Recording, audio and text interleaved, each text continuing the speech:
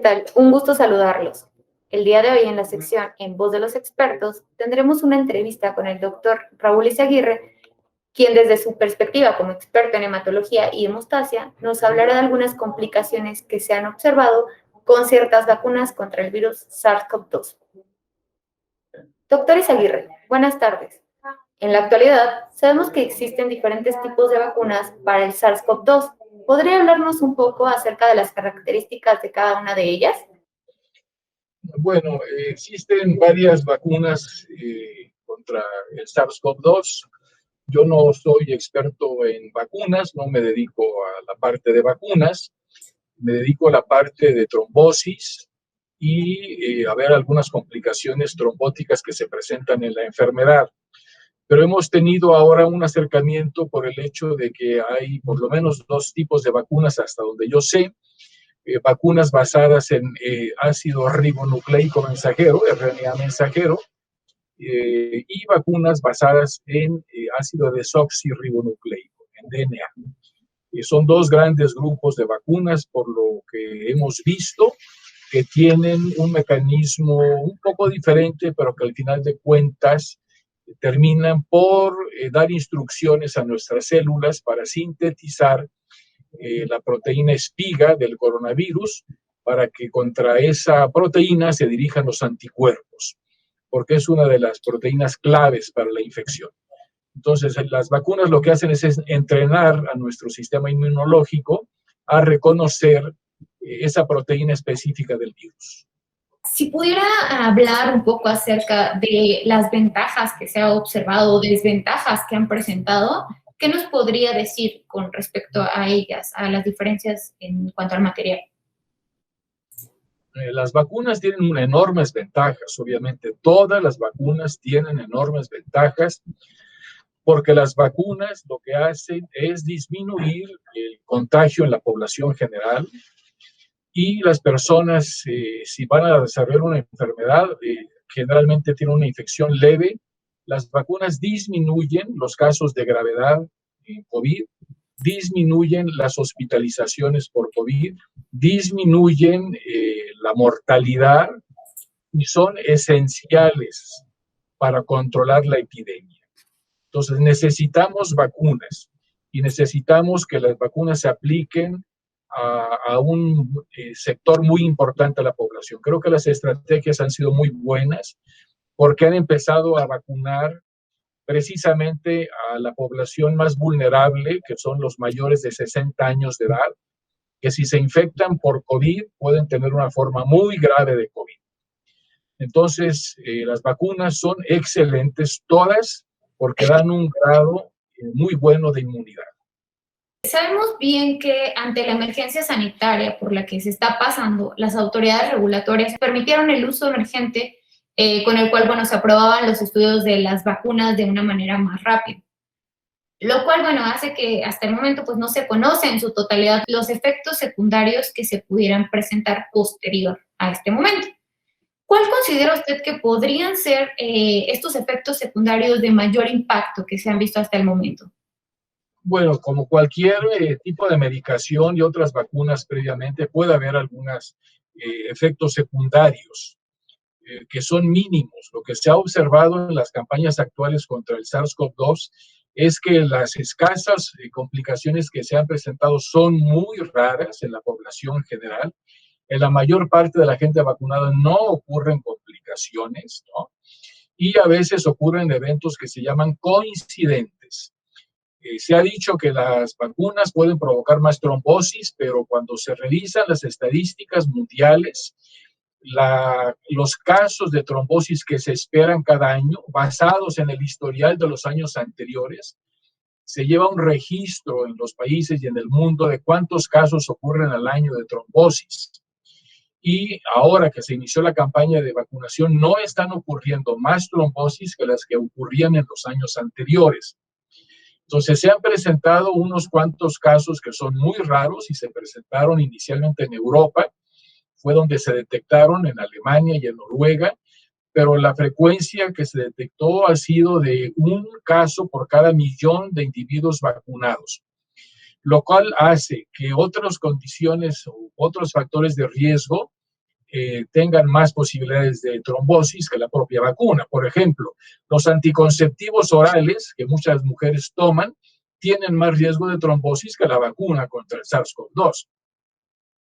El tabaquismo y el fumar tienen más riesgo de trombosis que la vacuna contra el SARS-CoV-2.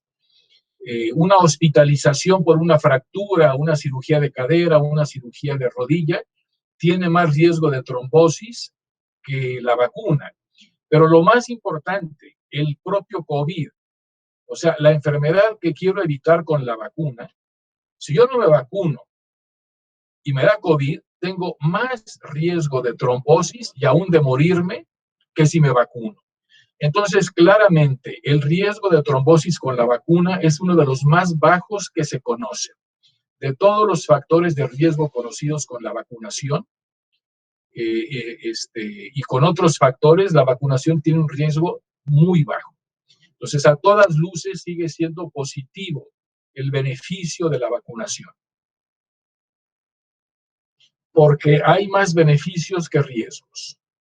Sabemos que hasta el momento, bueno, se han presentado varias publicaciones que han dejado ver como estas complicaciones, ¿no? Que mencionaba, sobre todo en Europa, los primeros casos, los cuales hablan sobre un desarrollo de un evento trombótico que se ha observado tiene un comportamiento similar a la trombocitopenia inducida por heparina. ¿Nos podría hablar un poquito para que nuestro público pudiera entender o ponerse un poquito más en el contexto de lo que es la trombocitopenia inducida por heparina?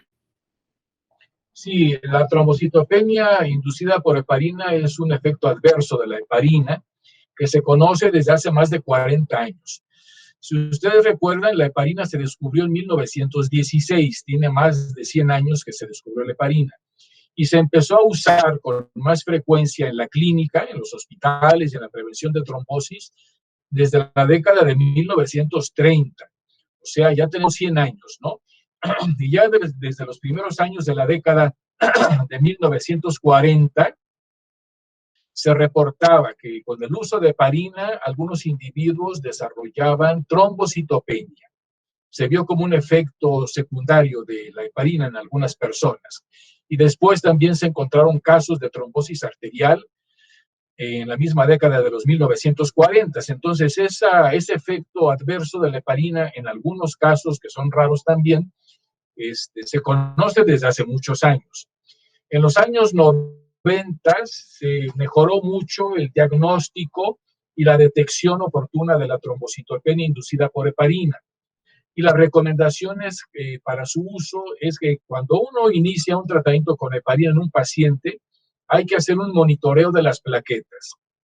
Hay que estar haciendo una biometría hemática para estar contando las plaquetas en los siguientes días que inicia uno el tratamiento con heparina, para detectar si a un enfermo le están bajando las plaquetas o no.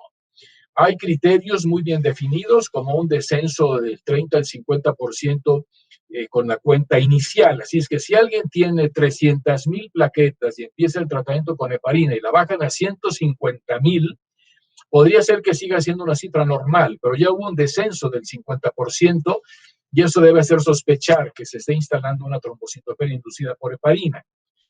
Entonces hay tablas o hay escalas muy bien sistematizadas, que es la escala de las 4 T's, que implica en qué tiempo se instala la trombocitopenia. Generalmente una instalación con el antecedente de heparina reciente en los últimos 100 días y una instalación más o menos en los primeros días hace pensar en este síndrome. Cuando la trombocitopenia se presenta en forma aguda después de la aplicación de heparina, puede ser que el enfermo ya la hubiera tenido anteriormente y la segunda vez es más agudo el descenso. Y otra cosa es buscar otras causas de la trombocitopenia. Saber que la trombocitopenia no sea por otros medicamentos, que no sea por hiperesplenismo, que no sea por anticoagulación, coagulación intravascular diseminada, que no sea púrpura trombocitopénica autoinmune. Entonces, tiene uno que descartar otras causas. Si uno no encuentra otra explicación más que la heparina, entonces es una alta probabilidad, una alta sospecha y se confirma con varias pruebas.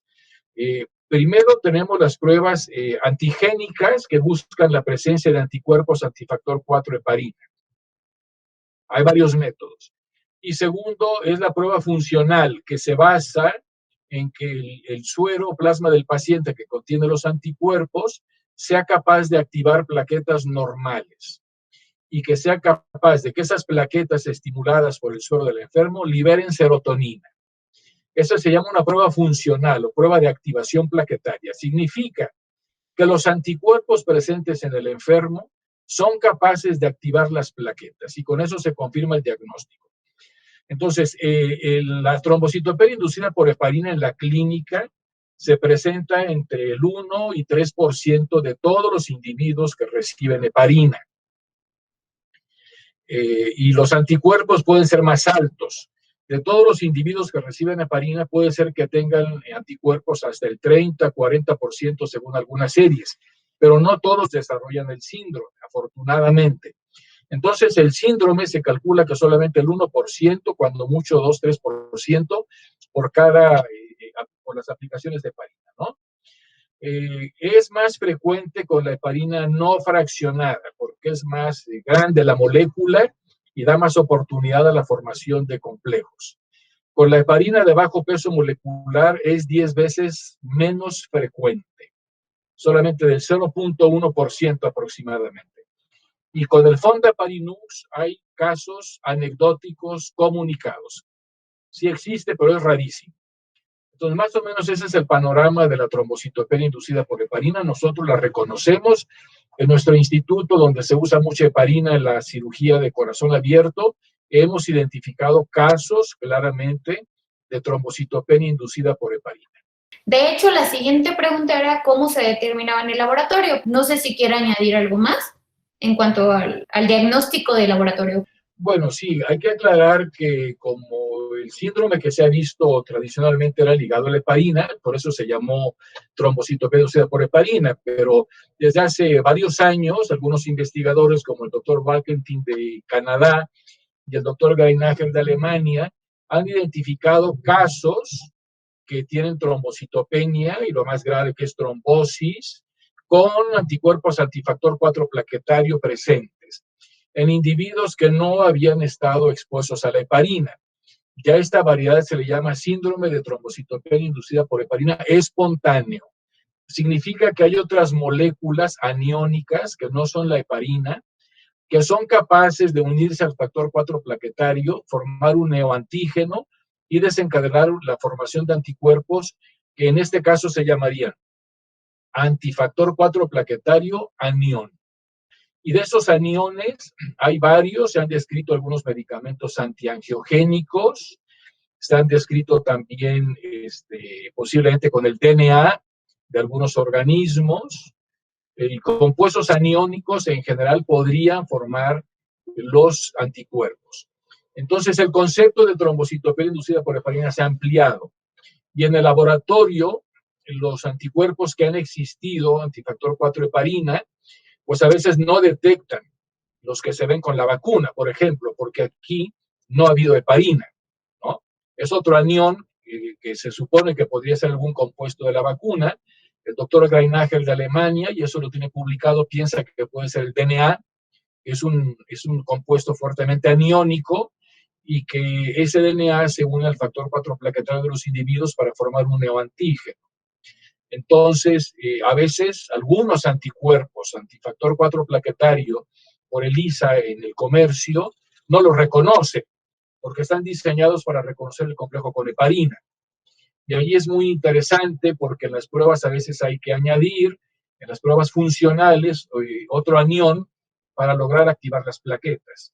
Por ejemplo, se le puede añadir factor 4 plaquetario a la prueba de activación plaquetaria y mejora el rendimiento.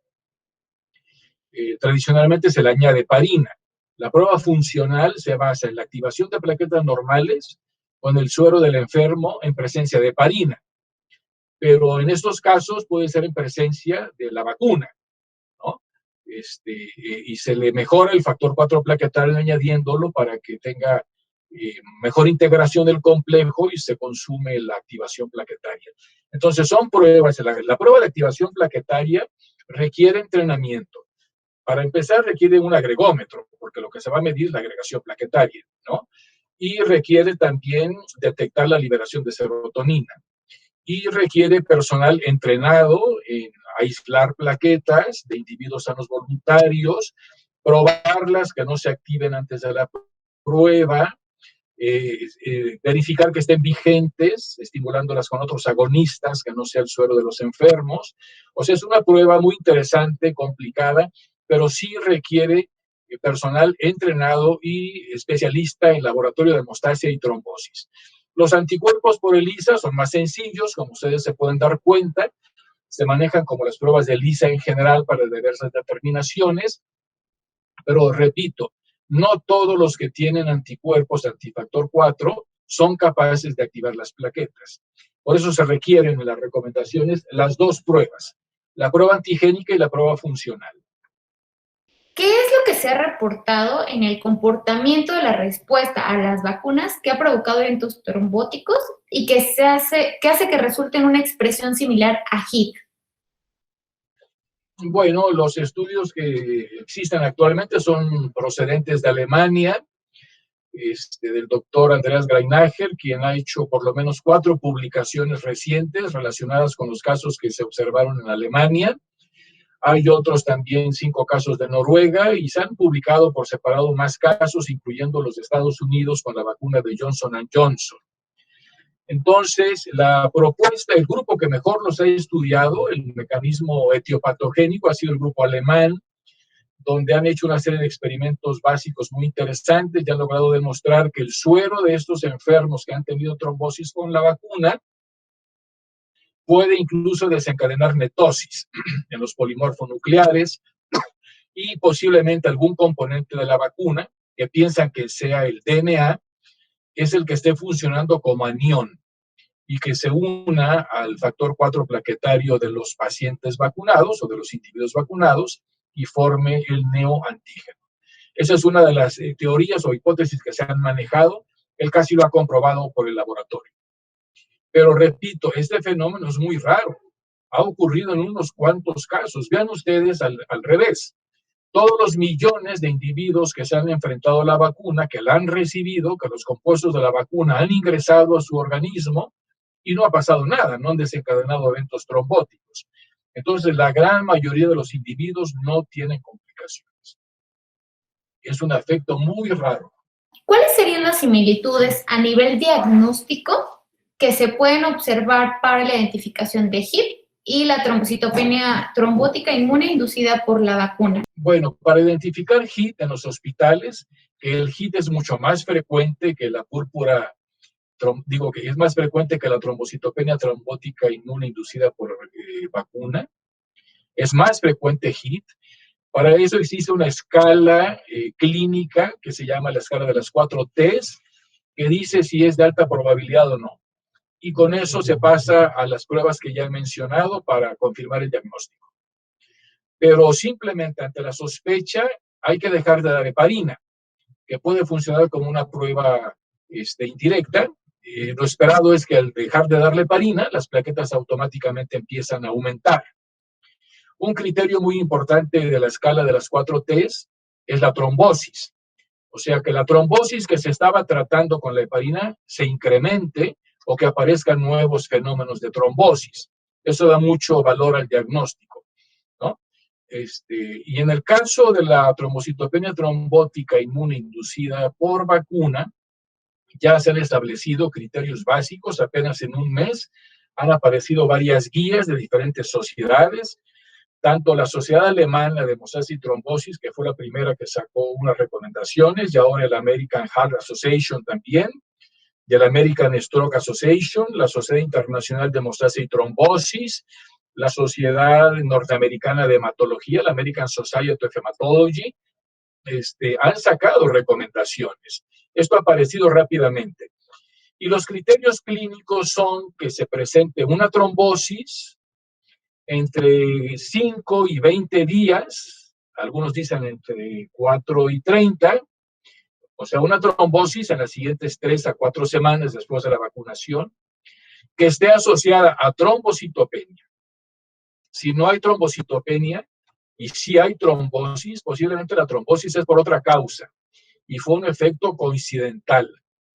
Así es que los dos criterios importantes es tener trombosis y tener trombocitopenia, tener, tercero, el antecedente de la vacuna en los últimos 3 a 4 semanas, y sobre todo las trombosis son en sitios poco usuales, poco frecuentes.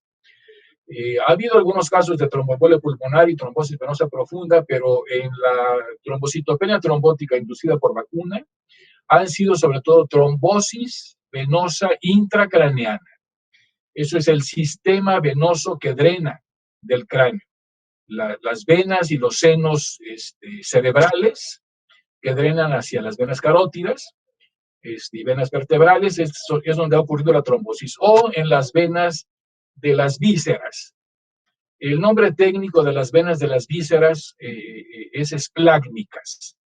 Y las venas esplácnicas son las venas del vaso, que se llama esplénica, las venas de los intestinos, que son las venas mesentéricas, las venas que entran al hígado, que es la vena porta, ¿no? Pero otras también como las venas ováricas, renales, adrenales, etc. El sistema venoso de las vísceras intraabdominales es el que ha tenido más trombosis, pero sobre todo el sistema de drenaje venoso intracraneano. A diferencia de otro tipo más frecuente de trombosis, que es la tromboembolia pulmonar, que se origina en las extremidades inferiores por trombosis venosa profunda. Posiblemente los mecanismos de producción son diferentes.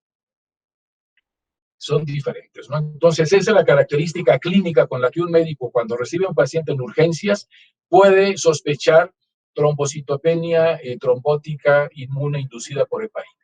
Ante la vacunación masiva, ¿usted considera que los laboratorios clínicos deberían de prevenirse con las metodologías que nos acaba de mencionar para la detección de este tipo de reacciones? La probabilidad es muy baja, pero vean lo que han hecho otros países. Por ejemplo, Alemania, que ha sido el país líder en la investigación de este nuevo síndrome, en sus recomendaciones dice, pida las pruebas enviándolas a un lugar de referencia, porque todos los países tienen la misma situación, que el diagnóstico de HIV no ha estado disponible en todos los hospitales de rutina. Son pruebas especializadas y en servicios, sobre todo de hematología, en laboratorios de hemostasia y trombosis especializados. Entonces, muchos de los países de primer mundo trabajan así, que hay unos cuantos laboratorios especializados que actúan como referencia y reciben las pruebas de los demás cuando hay una sospecha. Aquí no sé si la estrategia convenga de poner todas las pruebas en todos los hospitales, posiblemente no las van a hacer, no les van a llegar muestras. Aquí la estrategia sería tener centros de referencia y, lo más importante, asegurar que la muestra llegue rápido. Porque las guías recientes que se han publicado sobre esto, basadas en recomendaciones de experto, establecen que ante la sospecha clínica muy alta, se empiece el tratamiento. No hay que esperar la prueba para empezar el tratamiento. Y el tratamiento ante la sospecha alta es administrar un anticoagulante que no sea la heparina. Ya hay varios, como el Argatroban y el Fondaparinux. En nuestro medio hay Fondaparinux en México. Varios países lo han dicho. O bien, si el enfermo no está grave y puede deglutir, los anticoagulantes orales directos, como el Apixaban o el Rivaroxaban, han aparecido recomendados por expertos. Y para eso no hace falta esperar la prueba. Y también hay que administrar inmunoglobulina. La inmunoglobulina no es para suprimir la formación de anticuerpos. Alguna vez, no sé, por equivocación dije eso, pero quise decir que es la inmunoglobulina lo que hace es suprimir la activación plaquetaria por los anticuerpos, bloquear los anticuerpos, porque el anticuerpo patológico lo que hace es unirse por el receptor FC de las plaquetas. Y al unirse por ese receptor de las plaquetas, al unirse al anticuerpo con el receptor plaquetario, la activa. Y el tratamiento con inmunoglobulina bloquea esa acción de los anticuerpos patológicos, por eso hay que administrar inmunoglobulina tan pronto como sea posible. Entonces, si yo tengo un enfermo que es, por ejemplo, una mujer de 55 años que se vacunó hace 14 días con AstraZeneca, que llega a urgencias con una trombosis de los senos venosos cerebrales, que tiene 10,000 plaquetas, tiene petequias, pues la probabilidad es muy alta. Esa trombosis yo no la trato con heparina porque estoy pensando que tenga TIP. Esa trombosis la trato con fondaparinux y para la trombocitopenia la administro inmunoglobulina.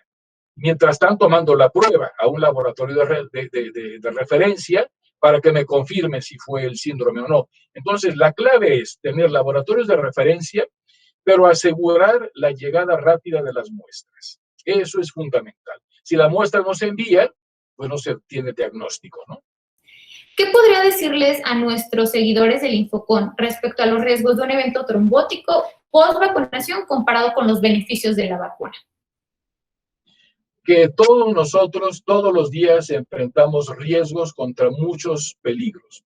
Hay muchos peligros que nos acechan y todo se basa en calcular los riesgos. ¿Cuál es mi riesgo de morir atropellado si voy a atravesar una avenida?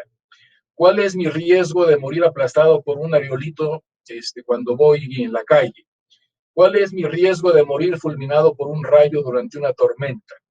¿Cuál es mi riesgo de desarrollar HIT si me interno y me ponen heparina? ¿Cuál es mi riesgo de tener trombosis coronaria si fumo y estoy obeso? ¿Cuál es el riesgo de una mujer que toma anticonceptivos orales de tener tromboembolia pulmonar? Todos son riesgos, nuestra vida está llena de riesgos. Y entonces lo que tenemos que hacer es manejarnos en función del riesgo contra beneficio. Hay que ver también los beneficios. ¿Cuáles son los beneficios si yo tengo una neumonía de recibir penicilina? Pueden ser muy amplios, es mejor que reciba penicilina que no la reciba. ¿Cuál es mi riesgo de tener trombosis si estoy encamado en un hospital? ¿Y cuál es mi riesgo de desarrollar HIT si me ponen la heparina? Obviamente el beneficio es mayor. Voy a bajar notablemente mi riesgo de trombosis si me ponen la heparina como profilaxis al riesgo mínimo de que me dé HIT, por ejemplo, ¿no? Entonces es un balance y la población debe estar consciente de esto. Y los medios de comunicación deben de ver el panorama integral. Si yo estoy perdido en un bosque y solamente veo que se está pudriendo una rama de un árbol, puedo pensar que todo está igual, pero eso no es cierto. Hay que tener una visión panorámica, hay que ver la panorámica del bosque y no un fragmento de lo malo. Por eso, cuando vemos estas cifras epidemiológicas y los resultados de las campañas, obviamente son mucho más los beneficios que los riesgos. Y no hay justificación para privar a la población general del beneficio de las vacunas. Si se les transmite miedo, ¿verdad? Muchos no se van a vacunar. Y si no se vacunan, les puede dar COVID. Y se pueden morir por COVID, ¿no? Entonces, creo que hay que dejar muy claro que los beneficios siguen siendo muy altos. Y finalmente, ¿qué características individuales de salud debe tener en consideración una persona para que valore si posee riesgos de desarrollar un evento de trombosis post-vacuna? No se conocen exactamente con la vacuna, aún no hay una escala de predicción para eso, pero es muy sencillo contestar la pregunta, porque los riesgos de tener trombosis, esos riesgos de tener trombosis van a operar muy eficazmente si me da COVID. Entonces, si yo soy obeso, fumo, tengo más de 60 años y me da COVID, seguramente me va a ir muy mal. Si con esos mismos factores de riesgo de trombosis yo me vacuno, el riesgo de trombosis es muy bajo. Entonces, los factores de riesgo para tener trombosis van a ser muy buenos para agravarme si me da COVID. Por lo tanto, yo lo que tengo que hacer es prevenirme del COVID. Y lo único para prevenirme, por ahora, son las medidas de sana distancia, el uso del cubrebocas, el lavado frecuente de manos y la vacunación. Todo lo que nos han dicho los epidemiólogos, que son los expertos en esto, ha sido muy útil para evitar la diseminación de la infección. Entonces, contestando a su pregunta, si yo tengo factores de riesgo de trombosis, me voy a poner más mal con el COVID. Y con la vacuna posiblemente no. Va a ser muy bajo el riesgo. Entonces, no debería de suspender la vacuna. Sí, creo que esto es muy importante y le va a venir bastante bien a nuestros seguidores en el Infocon, porque justo existe este temor, ¿no? Que, como lo comentábamos hace un ratito, es un tema de cómo informan los medios de comunicación estos incidentes que como bien mencionaba, son pequeños, son muy bajos, pero obviamente al momento de mostrarlos así en los medios de comunicación, alertan a la población. Entonces, creo que todo esto que nos ha aportado el día de hoy es muy valioso y nos va a dar una gran visibilidad a todos los seguidores del Infocon. Doctor, con esto estaríamos finalizando las preguntas que teníamos para usted. Quiero agradecerle mucho la aportación y el habernos brindado estos minutos, este tiempo, para contestarnos estas preguntas. Bueno, muchas gracias, doctor. Muchas gracias a ustedes. Hasta luego. Gracias. Hasta luego.